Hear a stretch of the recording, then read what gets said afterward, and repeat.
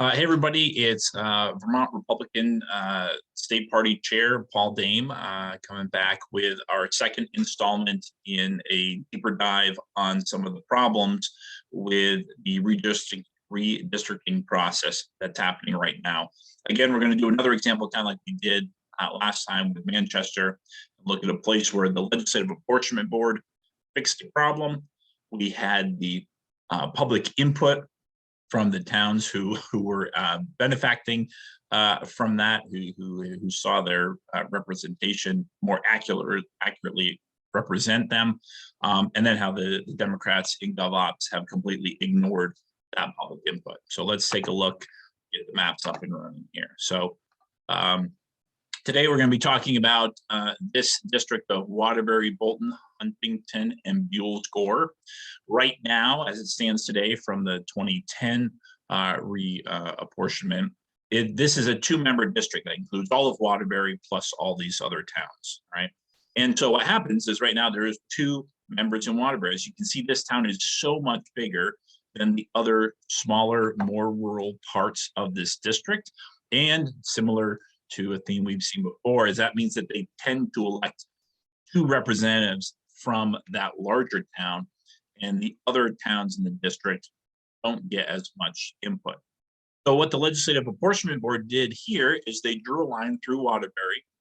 So you've got the larger portion of Waterbury, we get their own single member district, they get to vote for one person.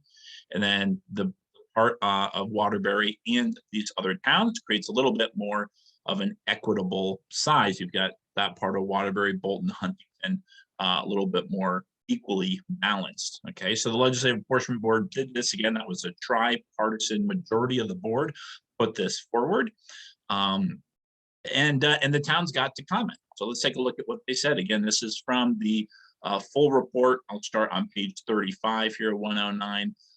Related to the smaller district that had Bolton, Huntington, Buell's-Gore, and a part of Waterbury. And obviously from these smaller towns, they were very happy with how this worked out.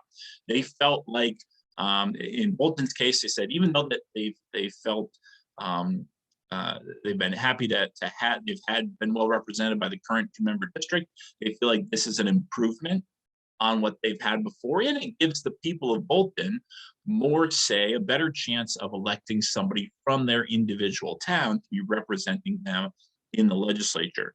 We see a similar kind of a comment here from Huntington. Again, that those municipal units are kind of closer in size and a little bit more equitable opportunity.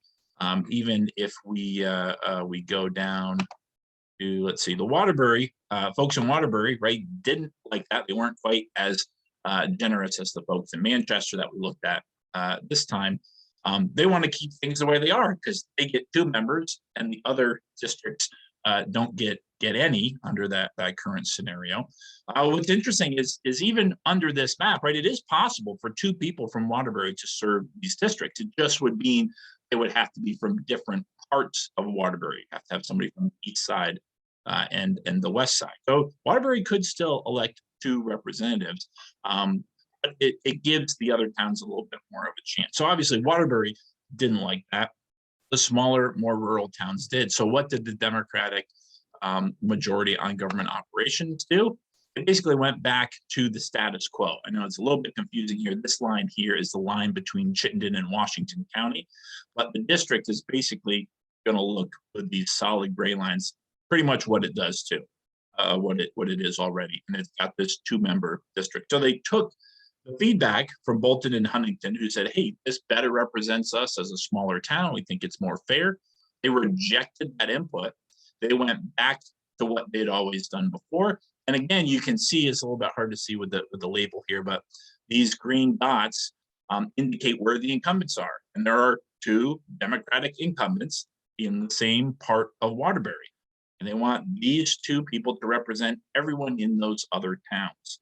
Again, here's another example of where the Legislative Apportionment Board tried to make the redistricting more fair, more equitable, give a little bit more control to smaller towns who feel like they just kind of get swallowed up, being lumped into these larger two-member districts reduces their influence in the legislature and choosing their legislators, because we've got two Democratic incumbents that like the district the way that it is.